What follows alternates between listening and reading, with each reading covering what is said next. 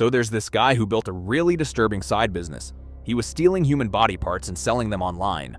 His name is Jonathan, and when this story begins, he's about 31 years old, living in Pennsylvania. Jonathan spends most of his time making music. He plays in a heavy metal band, and writing songs is basically his life. But there's a problem. Jonathan is completely broke. He works long shifts at a warehouse, sometimes even double shifts, just to keep up with rent and bills. And after all that work, there's barely any money left to invest in his music career. No money for videos, touring, or promotion. Then in 2023, Jonathan meets a guy named JP, and JP introduces him to a very unusual way to make money. JP claims he runs a kind of underground business. His thing is buying human body parts on the black market, things like skulls, bones, and even organs, then reselling them to collectors for a profit. As strange as it sounds, there are actually people willing to pay serious money for these things. When Jonathan hears about this, he becomes fascinated. He wants in. But there's one problem. Getting into that business usually requires a lot of money up front to buy the remains in the first place. And Jonathan doesn't have it, so he comes up with a disturbing solution. Instead of buying human remains, he decides he's going to steal them.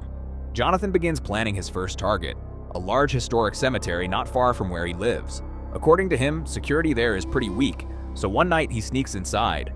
But instead of digging up graves for hours, he focuses on something easier: above-ground mausoleums. These structures hold bodies behind large stone slabs. All he has to do is pry the slabs open. Armed with a crowbar, Jonathan forces open a few of them. And just like that, he has access to human bones and remains. He takes what he can carry and disappears into the night. The plan worked, but if he's going to keep doing this, he realizes he needs better equipment. So he heads to a local hardware store and shoplifts several tools, things like a headlamp, gloves, and metal cutting equipment. Soon after, he returns to the cemetery. This time he breaks into underground burial vaults, stealing even more remains. On another trip, he opens a crypt and actually has to lower himself about 10 feet down to reach the bodies inside. Again, he takes everything he can. Back at home, Jonathan begins storing the remains in the basement of the house he's renting. Soon the collection grows. And now he has something to sell. And here's the bizarre part. In the state of Pennsylvania, it isn't actually illegal to buy or sell human bones. It's one of those strange legal gray areas that lawmakers never really addressed. So Jonathan begins advertising himself online.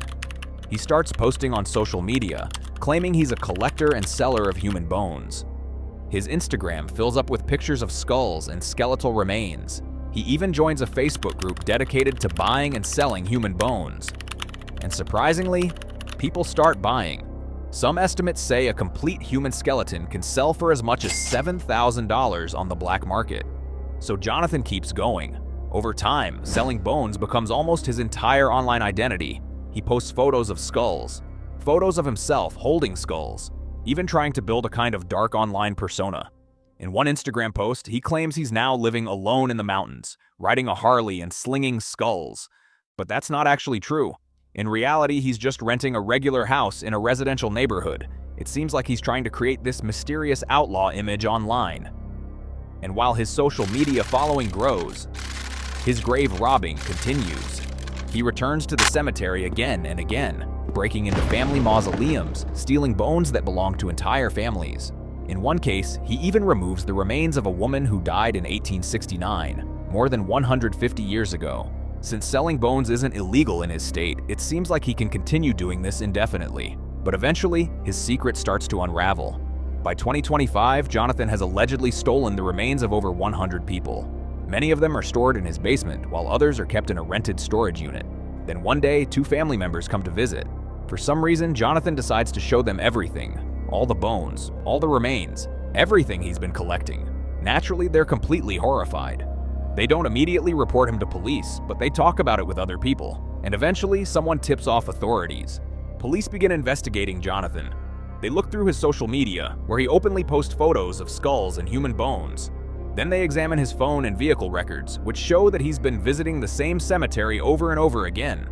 At that point, investigators start to suspect that he's been robbing graves. And while selling bones may be legal, grave robbing definitely isn't. So police decide to catch him in the act. One night, officers stake out the cemetery, and sure enough, Jonathan shows up again. As he walks back toward his car carrying a burlap sack filled with bones, police move in. They stop him right there. According to reports, Jonathan quickly confesses, admitting that he had stolen the bones and sold some of them online. He's arrested on the spot. Later, investigators search his house and storage unit. Inside, they discover something shocking: more than 100 full or partial human skeletons. However, despite the confession and the evidence found in his possession, Jonathan still hasn't been convicted yet, because as of now, he hasn't gone to trial, which means technically, all of these accusations are still considered alleged